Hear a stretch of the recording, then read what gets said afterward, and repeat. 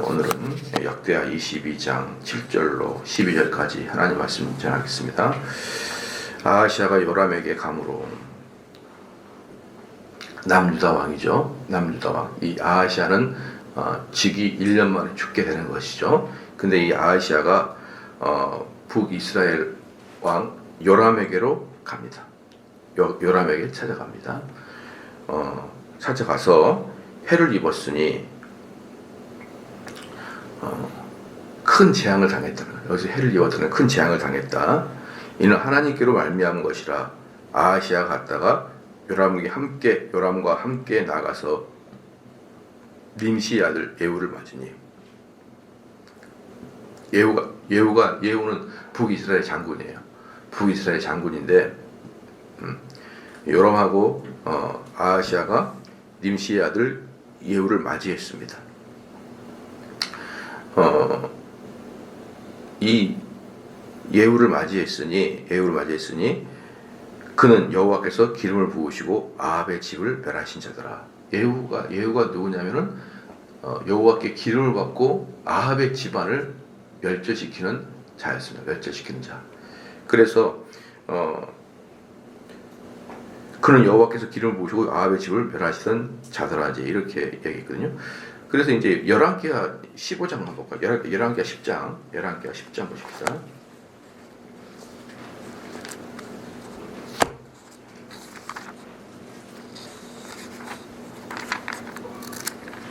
열왕기하 10장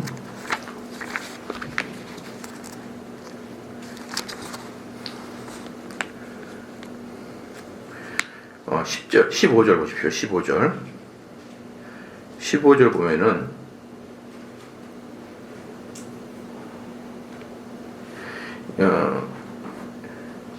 예후가 거기서 떠나가다가 자기를 맞이하러 오는 레갑의 아들 여호나답을 만난지라. 그의 안부를 묻고 그에게 이르되, 내 마음이 네 마음을 향하여 진실한 것 같이 내 마음도 진실하냐 하니, 여호나답이 대답하되 그러하니이다. 이르되, 그러면 나와 손을 잡자. 손을 잡으니 예후가 끌어 병거에 올리며 이르되, 나와 함께 가서 여호와를 위한 나의 열심을 보라 하고 이에 자기 병거에 태우고 사마리를 이르러 거기에 남아있는 아합에게 속한 자들을 죽여 진멸하였으니 여호와께서 엘리야에게 이르신 말씀과 같이 되었더라. 그러니까 이 예후는 엘리야가 예언을 한 거예요. 너는 아합의 족속들을 진멸하도록 기름을 부음 받았다. 이렇게 해가지고 이 예후는 아합의 그 우상을 숭배했던 아합의 자손들을 다 죽입니다. 아합부터 시작해서 죽입니다. 그러니까 그리고 이제 이 예후는 사실 첫 번째로 북이스라엘의 첫 번째로 종교 개혁을 조금 진행했던 사람이에요. 그렇기 때문에 그 예후라는 장군을 통해서 아합의 가문을 진멸시키려고 하나님이 예후를 사용하였다라는 것입니다. 8절 말씀에 예후로 하여금 아합의 집을 심판하게 하실 때, 유다 방백들과 아하시아의 형제들의 아들들 곧 아하시아를 섬기는 자들을 만나서 죽였더라. 그런데 예후가 하는 일이 뭐냐면 아합의 집안을 진멸하는 거예요. 심판하시는 것입니다. 그러면은 여기에 나와 있는 아하시아도 가만히 보면 아하시아 어머니가 누구예요? 아달랴잖아요. 아하시아의 어머니가 아달랴잖아요. 그러면은 아달랴는 누굽니까? 아합과 이세벨 딸이잖아요. 그냥 결국 이 아하시아도 결국은 아합의 집안인 거예요. 그 핏줄이 아합의 집안이 되어 있습니다. 그래서 이 뭡니까? 하나님의 예언에 따라 아합의 집안에 진멸을 당해야 되니까 이 아하시아도 같이 진멸을 당하는 것입니다. 그래서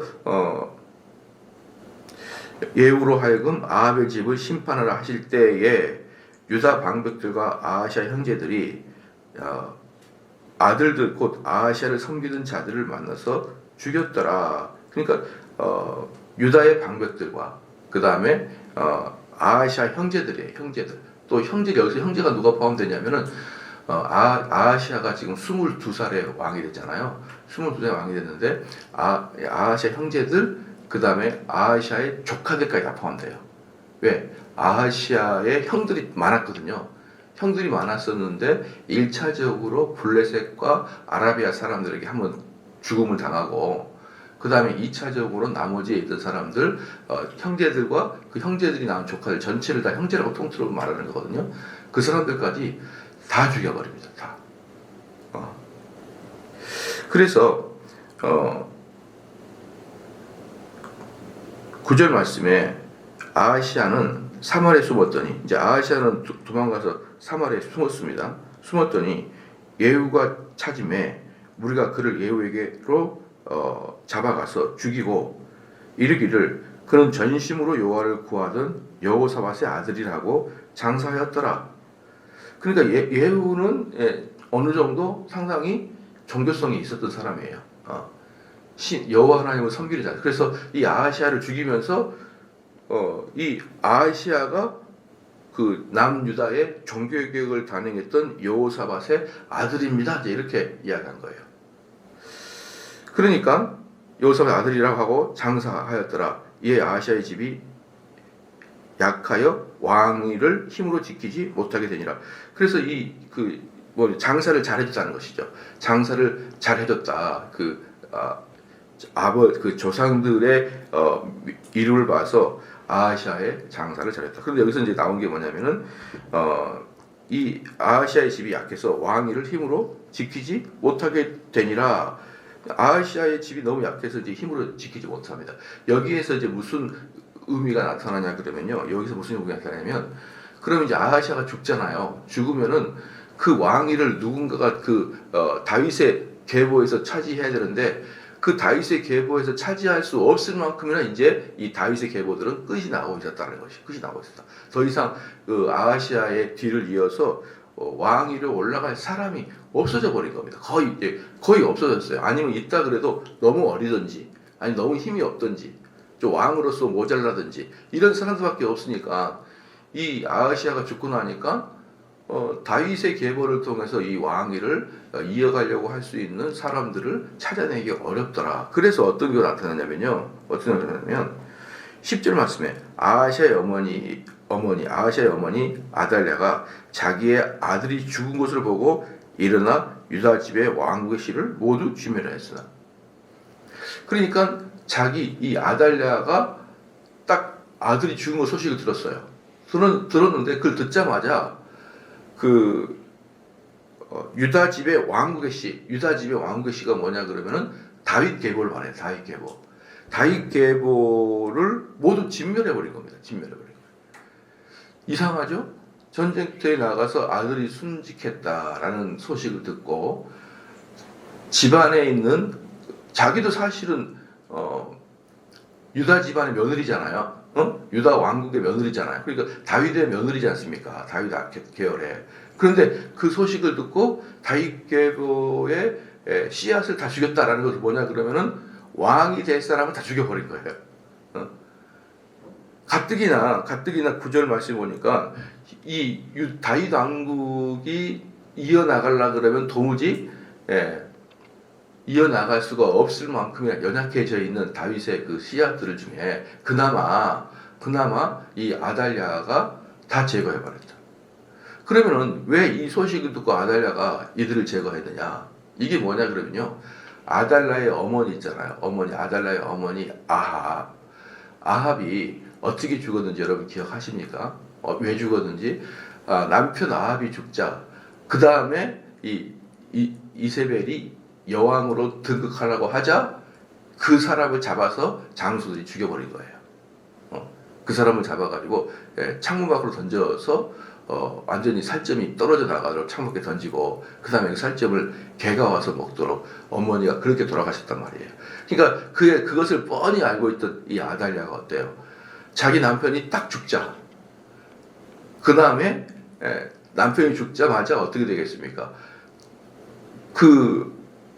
다윗의 씨를 통해서 왕을 섬기면은 그 남유다의 방백들 중에 자기를 눈에 가시처럼 여기는 사람들이 있었거든요. 왜냐하면은 남유다는 전통적으로 여호와 하나님을 섬기는 지역이었었는데 이 여자가 왕비라 그래가지고 자기가 온탕 끌고 와가지고 이제 그러지 않습니까?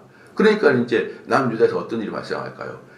이 전쟁의 원인이 뭐냐는 거예요. 이 전쟁의 원인이 뭐냐? 이 전쟁의 원인은 너 아달랴가 우상을 가지고 들어와서 하나님이 진노하신 거 아니냐라는 것을 누군가가 물어야 될 거 아니겠습니까? 누군가가 이 전쟁에 대해서 누군가가 그 탓을 받아야 될 거 아니에요. 그때 아달랴가 곰곰이 생각해 보니까 자기 남편이 죽자마자 방백들이 또 남유다의 국회의원들이 장관들이 오라 어떤 꼬맹이를 한 마리 딱 세워가지고 왕으로 삼은 다음에 헛바지로 왕을 세우고 자기들 뒤에서 어때요? 이 나를 죽일 수 있겠네라고 생각을 한 거예요. 그러니까 아예 씨를 다 말려버린 거예요. 듣자마자 씨를 말려버린 거예요. 그런데 이것이 이제 얼마나 놀라운 일이냐 그러면 얼마나 놀라우냐면 이것은 아달랴가 철저하게 자기 이익을 위해서 계산하거든요. 이게 하나님의 역사나 구속사 이런 건 생각도 못해요. 우리 인간은 생각도 못합니다. 하지만 아달랴는 철저히 그 자기 이익만을 위해서 행동을 합니다. 근데 자기 이익만을 위해서 행동을 하는데 그 결과가 어떻게 되냐 그러면 하나님의 구속사를 끊어버리는 결과가 나타나는 거예요. 그러니까 이 아달랴 자체가 하나님의 구속사를 끊겠다 말겠다 이런 생각이 없는 거예요. 왜? 하나님은 분명히 다윗의 족보에서 왕이 계속 나올 것이고 다윗의 족보에서 예수 그리스도가 나오게 되어 있단 말이에요. 이 다윗의 족보에서 그리스도가 나오는데 다윗의 족보를 다 제거해버린 거예요. 여러분 이해가 좀 되셨죠? 그러니까 이 사건 어린이까지 씨를 말려서 결국은 메시아가 나오지 못하도록 하는 유아 사례가 성경에서 3번 나오는 거예요. 첫 번째는 모세라는 사람을 다 죽여버리려고 모세를 물에다 던져버렸잖아요. 그러니까 그것도 그 모세의 어머니가 이 모세를 살리고자 하는 마음에 던졌지만 사실은 그것은 자칫하면은 나일강에 빠져서 죽을 수밖에 없어서 그리고 그 모세의 족보를 통해서 계속 이어나와야 되는데 그 모세를 통해서 제거가 돼버리게 하려고 했던 거하고 두 번째 여기하고 세 번째 예수 그리스도가 태어났을 때 헤롯이 2세 이하의 어린이를 죽이게 했던 그러니까 어린이 유아 사례를 통하여 나올 메시아를 제거하려고 마귀가 3번을 했습니다. 그 중에 한 번이 바로 이거였어요. 그 중에 한 번이. 그러니까 이 아달랴는 자기가 뭘 저지르는지 몰라요. 똑같아요. 똑같은 게 뭐냐면요. 이게 뭐랑 똑같냐 그러면은 왜 여러분 터미네이터 봤습니까? 터미네이터 보면은 과거로 넘어오죠. 미래에서 과거로 넘어오잖아요. 그래가지고 누구를 죽이는 거예요? 나중에 기계들이 자기들을 대항해서 인류의 대표 게릴라 장군이었던 그 사람의 어린이 때로 와가지고 그 사람을 죽이잖아요. 이해가 좀 되시죠? 그게 터미네이터를 보면은 알아요. 그 터미네이터 기계들이 자기들한테 계속 대항을 했던 그 지하에 숨었던 게릴라 당들이 있거든요. 근데 그 게릴라 당에 두목을 죽이려고 하는데 너무 이놈이 주도 면밀하게 숨고 자라니까 아예 타임머신 타고 와서 어릴 때부터 걔를 제거하려고 타임머신 타고 현재로 오지 않습니까? 똑같이 지금 이 마귀가 어린 아예 주님이 나올 싹을 잘라버리려고 하는 거예요. 그래서 그 중에 또 하나가 뭐냐면요. 여러분 아브라함이 그 자기 아내 사라를 갖다가 그 애굽의 왕 바로에게 팔아넘기잖아요. 그 사건이 뭐라 그랬습니까? 원래 하나님께서 아브라함에게 믿음의 조상이 되는 씨를 그 사라를 통해서 나오기를 한 거예요. 근데 아브라함은 자기가 살려고 두려워서 아이고 이 여자는 내 아내가 아니라 내 누이입니다 라고 바로에게 바쳐버리잖아요. 그럼 그것은 아브라함 입장에서는 자기가 살려고 했지만 구속사 입장에서 어때요? 거기서 믿음의 씨앗이 나와야 되고 결국 그 씨앗을 통해서 예수 그리스도가 나와야 되는데 그 씨앗의 문을 닫아버리려고 했던 것이 아브라함의 사건이거든요. 그러니까 이런 식으로 아브라함도 그렇죠. 또 이 여인도 아달랴도 그렇죠. 또 그 다음에 예를 들어서 우리 베드로 같은 경우도 우리 예수님이 십자가에 돌아가셔야 구원의 의가 완성되는데 그리하지 마십시오. 십자가 지지 마십시오라고 예수님이 가는 길 막았죠. 이런 것들이 전부 다 구속주를 없애버리려고 했던 마귀의 방법입니다. 우리는 그런데 이 아달랴는 어떻습니까? 아주 사악한 방식으로 자기가 왕이 되고 싶어서 유대의 왕족들의 씨를 제거한다든지 아브라함은 자기가 그냥 살고 싶어서 두려워서 아내를 팔았다든지 베드로 같이 일생 걸고 스승 예수를 따라다니는데 예수님께 죽으신다니까 그리 하지 마옵소서 그렇게 한다든지 어쨌든 악한 마음으로 한다든지 아니면 두려운 마음으로 한다든지 아니면 우리 주님이 죽기 싫어서 한다든지 여러 가지 원인은 있지만 그 목표는 메시아를 죽이는 겁니다. 메시아를. 예. 그래서 우리 주님이 베드로한테 사탄의 자식이라고 했던 거예요. 그래서 왜 메시아가 해야 될 일을 완성하냐. 그러니까 이 마귀는 메시아가 십자가를 져서 모든 구원의 완성을 이루기 이전에 메시아를 제거하려고 했습니다. 그럴 때 그 중에 하나가 바로 이 사건이에요. 그래서 자기 그 아달랴가 자기가 살려고 다윗의 씨앗을 전부 다 제거하고 그럼 다윗의 씨앗이 없으면 어떻게 됩니까? 자기가 아내니까 자기가 또 왕의 엄마니까 그러니까 내가 왕이 될 거다. 이렇게 하면서 아달랴가 씨앗을 제거해 버립니다. 그때 11절에 왕의 딸 여호사밧이 아하시아의 아들 요아스를 왕자들이 여기 뭐냐면 왕의 딸 여호사부앗이 있는데 이 여호사부앗은 누구냐 그러면 아하시아의 배다른 누이예요. 배다른 누이. 그러니까 이 여호사부앗이 그 상당히 권세가 있는 사람이죠. 배다른 누이니까. 그러니까 왕의 딸 여호사부앗이 아하시아의 아들 요아스를 왕자들이 죽임을 당하는 중에 몰래 빼내요. 그러니까 이 왕자를 죽이고 있는데 이 여호사부앗이 그 아이를 몰래 빼내요. 그와 그 유모를 침실에 숨겨 아달랴를 피하게 하였으므로 아달랴가 그를 죽이지 못하였더라. 그러니까 이 꼬맹이 요아스가 이제 막 태어난 지 얼마 안 됐어요. 태어난 지 얼마 안 됐는데 이 아이를 몰래 빼내었습니다. 그를 죽이지 못하였더라. 여호사부앗은 여호람 왕의 딸이요 아하시아의 누이요 제사장 여호야다의 아내더라. 그러니까 이 사람이 여호람의 딸이요 지금 막 죽었던 왕 아하시아의 누이니까 이 요아스에게는 고모가 되겠죠. 그렇죠? 요아스는 고모가 됩니다. 그다음에 제사장 여호야다의 아내이더라. 제사장 여호야다의 아내더라. 그러니까 이 여인은 남편이 제사장이고, 그렇죠? 아버지가 여호람이라는 왕이고, 그래서 자기는 왕의 딸이고, 이 지금 죽었던 순직했던 아하시아는 자기의 배다른 동생이고 이렇습니다. 자, 이런 상태에 있었어요. 그럴 때 여러분들이 꼭 알아야 될 것은 뭐냐면 당시의 제사장은 지금의 목사와 같지 않아요. 당시의 제사장은 지금 목사와 같지 않아요. 왜 지금 목회자는 어떻습니까? 교회에서만 목회자지. 그렇잖아요. 사회적으로 아무런 권세가 없잖아요. 목회자라는 것은 사회적으로 아무 권세가 없잖아요. 목회자로서 명령을 내리고. 하지만 대제사장은, 이스라엘 제사장은 우리로 말하면 판사랑 비슷해요. 판사와 목사와 이게 두 개가 섞인 게 제사장이에요. 그러니까 대제사장은 우리로 말하면 대법원장이죠. 그렇기 때문에 제사장한테 시집갔다. 그래서 목회자가 성직자한테 시집갔다. 이 정도의 개념이 아니고요. 당대 유능한 판사에게 시집가 있는 상태예요. 그게 그러니까 그 당시에는 뭡니까? 그 종교가 그 나라의 뭐예요? 존재 이유니까.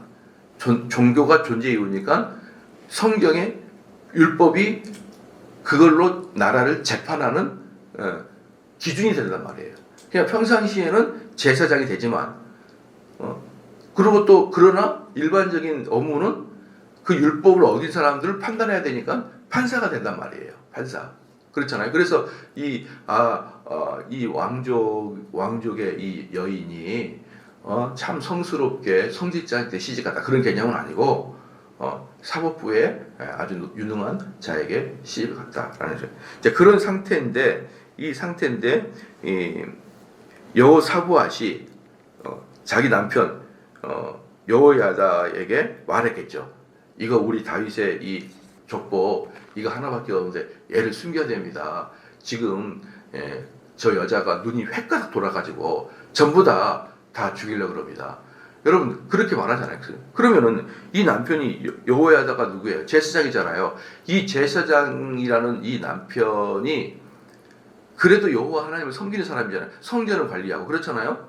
그런데 이 사람 눈에 이 아달랴의 행포가 얼마나 나빴겠어요. 얼마나 나빴겠습니까? 그러니까 이 아달랴에 대해서 이 누이가 얼마나 미워했겠습니까? 얼마나 미워했겠냐고요. 자기의 남동생의 아내인데 이 옳게 이 관계가 얼마나 또 시기 질투가 많은 관계입니까? 근데다가 이 온갖 우상을 꾸고 들어왔으니 이 여인, 왕의 딸 여인이 화가 나 있었고, 그리고 저 여자가 저 옳게 저 여자가 싹 다 세원이라 그러나 다 죽여버리면은 아주 우리 다윗 왕국의 가문의 멸제를 시킬 것 같으니까 그 사람 하나를 빼냅시다. 그러니까 이 아이가 빼내는 것도 사실은 구속사를 연결시키겠다 그 뜻이 아니에요. 저 들어온 저 여자가 우리 집안 멸절시키겠다. 저 우리 집안 그 다윗의 혈통 하나를 숨기네. 이 정도 생각에 가문을 생각했던 거죠. 가문을. 그리고 그 제사장, 그 남편 제사장도 우상 숭배한 저 여자 때문에 다윗의 가문을 다 멸절시키면 안 되니까 우리가 숨깁시다. 그렇게 합의를 본 거예요. 그러니까 이 상태에서 어떻습니까? 사람들은 자기가 구속사를 진멸하고 있는지도 모르고, 또 이쪽 사람은 자기가 구속사를 이어가는지도 모르고, 그 인간들의 그 뭡니까 욕망, 인간들의 아집, 또 자기들이 우리 집안의 가문을 살려야겠다는 그 가문에 대한 의식, 이런 것들이 결국 섞여가지고 어떻습니까? 메시아의 가문을 이어가게 된 거예요. 예. 우리 성도들은 이 구절을 보고 뭐 엄청 놀라웠지 않을지 모르지만 저는 엄청 놀라운 사건이라고 보거든요. 뭐 예를 들어서 여기서 그 아이가 딱 죽었다 그러면 끝. 주님은 더 이상 올 수가 없어요.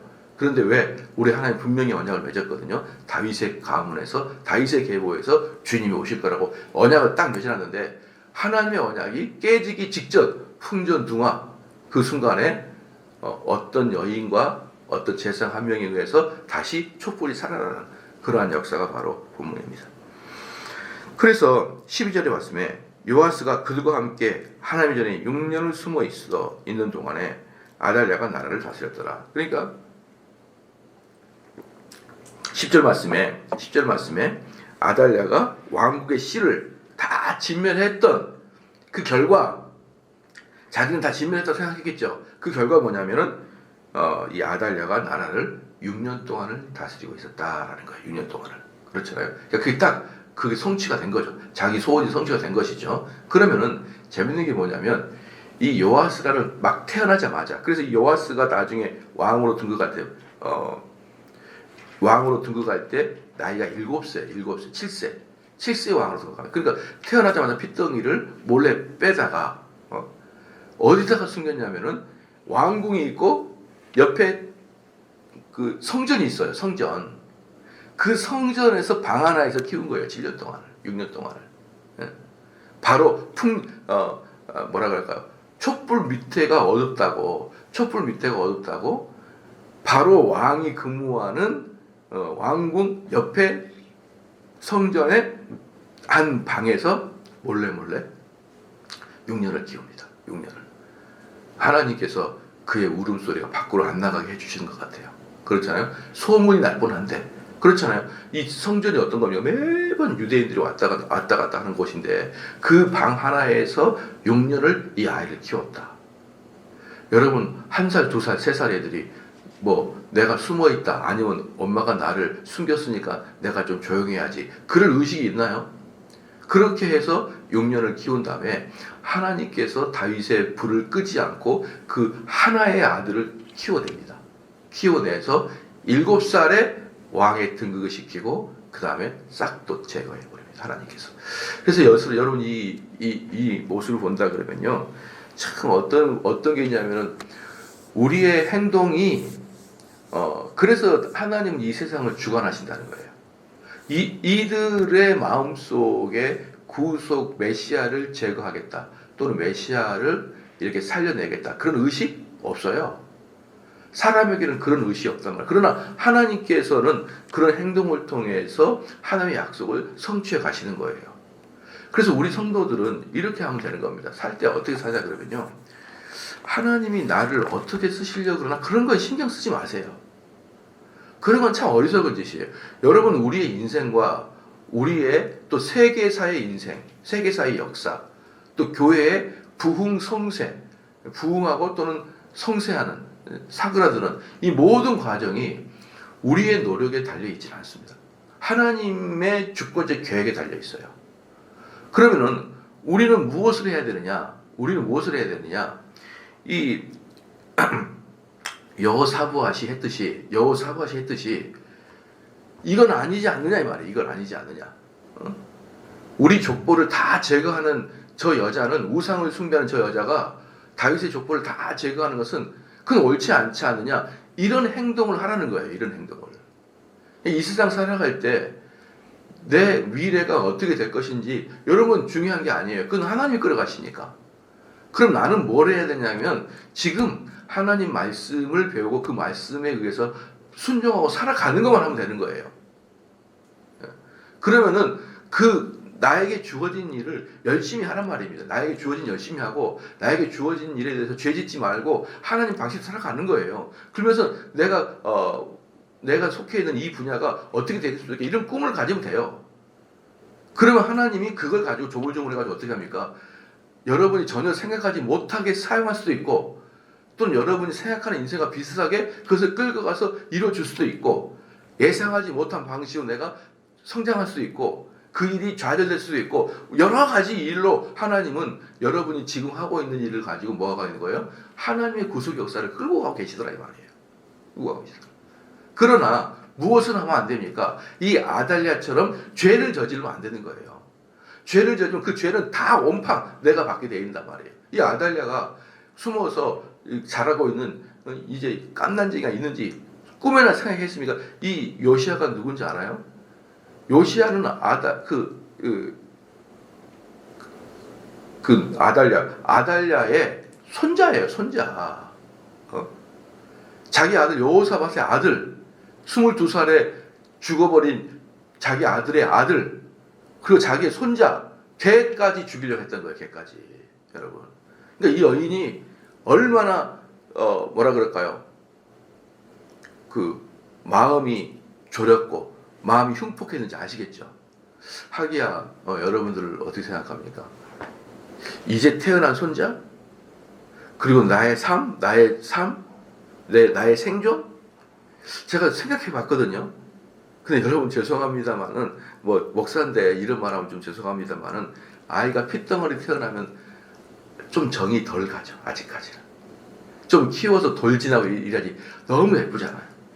그러니까 이 아달랴 여자가 핏덩어리 태어난 지 6개월밖에 안 된 얘를 제거하려고 했던 것도 별로 어렵지 않았던 것 같아요. 느낌에 만약에 그 아이가 돌진하고 할머니 아달랴하고 친하고 아이고 예쁜 내 새끼 그러고 있다가는 야 내가 차라리 쟤를 죽일 바에 내가 도망가고 말지 라고 생각할 수도 있겠지만 자기 목숨이 풍전등화인지라 자기 목숨이 백두대간에 딱 걸려있는지라 그 손자를 차라리 죽이고 내가 안전하게 왕위를 차지해야지 그렇게 생각했었던 것 같아요. 그렇잖아요.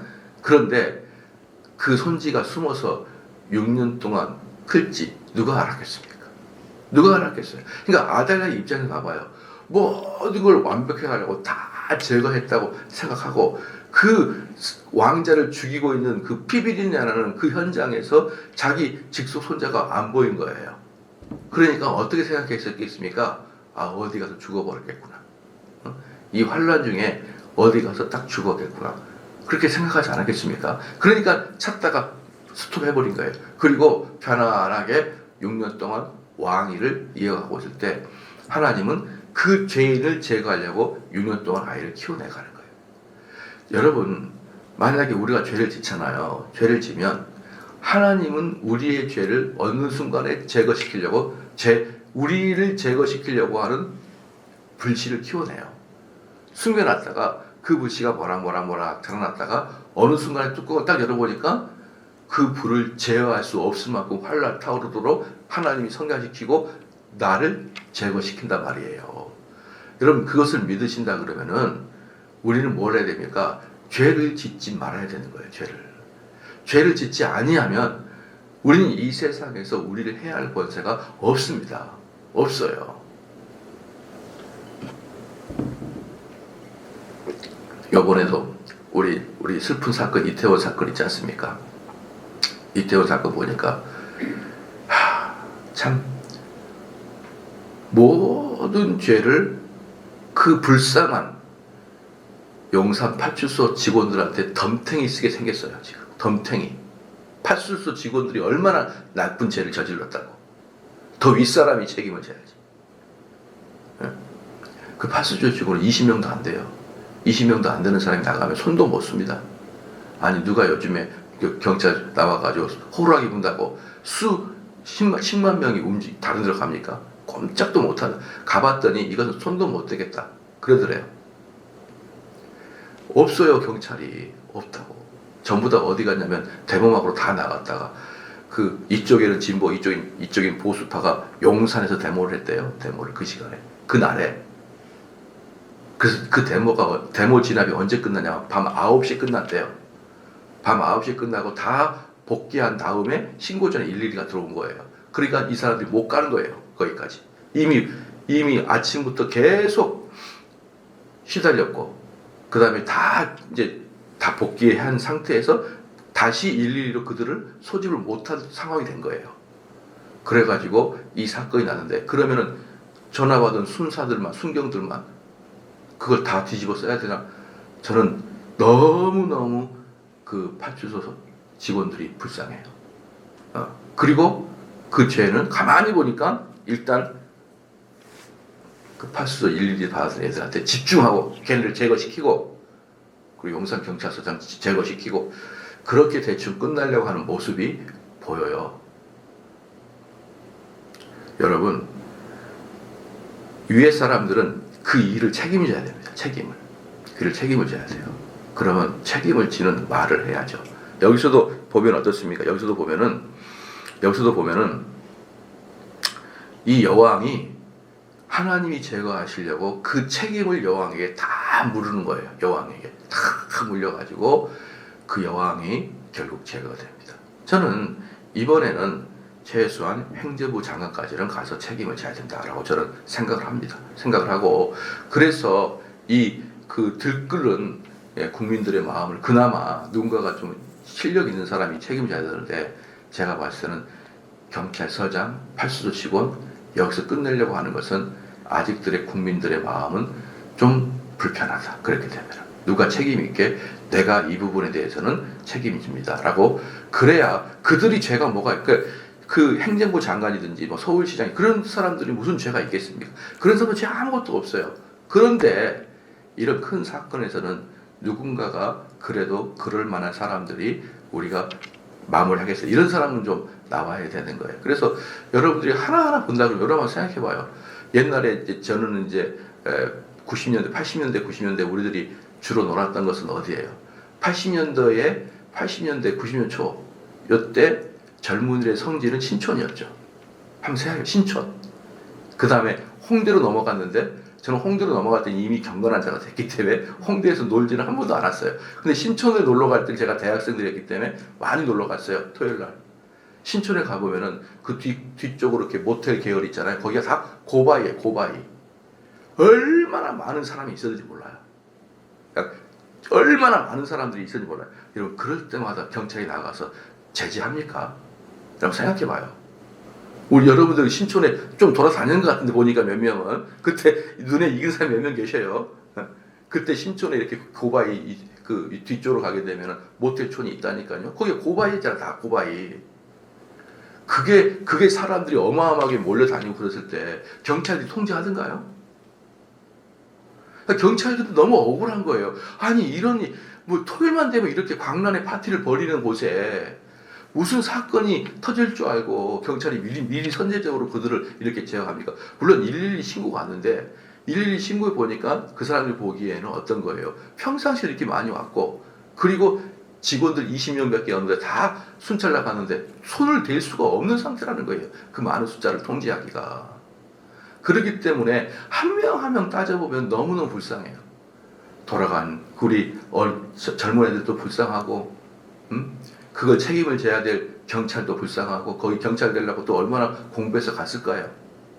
서장까지 올라가려고 그렇게 아둥바둥. 우리 아내가 총경이라서 하는데, 총경은요 총경이 되려 그러면은 그들 마음속에 신이 내려야 된다고 생각할 만큼이나 올라가기 어려운 거예요. 총경은. 여러분들이 보시기에는 아이고 영상 경찰 썼다 이렇게 생각하지만 그 사람은 인생 다 걸고 거기 올라가서 가문의 영광이에요. 총경이 되는 게 그렇게 쉬운 게 아니에요. 거기 올라갔어요. 용산 경찰서장 됐다는 게 무슨 뜻인 줄 알아요? 총경은 되자마자 1년 또는 2년 동안 서장이 돼요. 되자마자. 그리고 1년이나 2년 하다가 그 다음에 서장 절대 못해요. 왜냐하면 서장은 그야말로 지금까지 고생했으니까 모든 부귀와 영화를 다 누려. 이게 서장의 자리예요. 1년 동안 기관장을 하게 되면서 온갖 대우를 다 받고 딱 1년 후에 본청으로 돌아가서 일반 행정부입니다. 그럼 용산경찰서장 무슨 뜻이에요? 서장 된 지 얼마 안 됐다는 뜻이에요. 그 제거. 얘는 제거. 어느 사람 하나 불쌍하지 않은 사람이 없어요. 어느 사람 하나. 어느 사람 하나. 그리고 그 일을 이루어지게 하려고 행정부 장관이 무엇을 했을까? 안 했어요. 그래도 어쩔 수 없습니다. 뭔가가 책임을 져야 되지. 어쩔 수가 없어요. 그래서 참 저는 우리가 세월호 사건이 잊어지기도 전에 그 슬픈 사건들이 잊어지기 전에 또 이런 사건이 보면서 너무너무 힘들어요. 사실은 이런 사건들이 왜 자꾸 이렇게 한국에서 일어나고. 여러분 이거 세월호 사건 또 이런 그 서울 한복판에서 압사 사건 여러분 생각해봐요. 미국, 일본, 프랑스, 독일 이런 사건 안 일어나요. 이것을 무슨 사건이라 그러냐면 후진적인 사건, 후진국에 일어난 사건이라 그래요. 이런 걸. 이게 경제대국 10위권 근방에 있는 대한민국에서 버젓이 5년 사이에서 2번이나 일어났습니다. 창피하고 불안하고 세상 아이들에게 미안하고 또 하나님이 어떻게 우리나라를 벌줄까에 대한 두려움도 생기고. 저는 그래서 요번 여러분들이 좀 기도 좀 하셔야 됩니다. 여러분들 한국 사회에서 기도해야 되지. 언제 이렇게 이런 너무나 슬픈 너무나 처참한 사건들이 주요 선진국에서는 어디서 일어납니까? 어디서? 이 많은 사람으로서 압사당하는 사건은 주로 어디서 일어나냐면요. 이슬람 애들이 메카 가서 숭배할 때 그때 압사 사건이 일어나기도 하고, 그 다음에 잉글랜드 애들이 축구할 때 구장에서 난동 부리다가 압사 사건이 일어나기도 하고, 그리고 거의 대부분 난민들에게서 일어나는 사건들이에요. 선진국들은 무엇이 있기 때문에 질서와 체계가 있기 때문에 이렇게 난장판이지가 않아요. 근데 우리는 도대체가 어떻게 된 나라인지 이게 너무너무 알다가도 모르겠어요. 그래서 여러분들 좀 기도 좀 하시고요. 이 아달랴, 제가 이런 말 하려고 하는 거예요. 나쁜 아달랴를 키워서 하나님이 제거시키려고 제거의 불씨를 키웠듯이 우리 한국이라는 나라도 무엇을 통해서 이 한국이 제거가 될지 모를 정도로 지금 너무 불안한 사건이에요. 여러분 역사를 보면요. 역사는 10년은 어제 오늘이에요. 어제 오늘. 역사를 보면요. 역사는 100년이 짧은 거잖아요. 그래서 우리는 보통 1차 세계대전, 2차 세계는 왜 터졌느냐라고 이 터진 원인을 규명하려고 어디까지 가냐면 100년 전까지 가요. 그래서 이런 과정을 거쳐서 1차 세계대전 터지고 2차 세계 터졌다. 이렇게 되거든요. 그러니까 100년은 한 사건을 말할 때 한 통화밖에 안 돼요. 역사에서. 그럼 여러분 우리나라에서 5년 어때요? 5년. 이게 나중에 역사가 되잖아요. 그럼 우리나라는 지금 이 시기가 아이들이 죽었던 시기로 접촉될 거예요. 나라가 기강이 무너져서 아이들이 죽은 시기로 역사에서 5년은 어제 오늘입니다. 우리는 기도해야 되고 우리가 혹시라도 누구를 탓하지 마시고 우리 교회가 아달랴와 같은 그런 흉악한 자이기 때문에 하나님 계속 한국에 경고를 주지 않나. 여러분 정말 생각해야 됩니다. 기도하시겠습니다.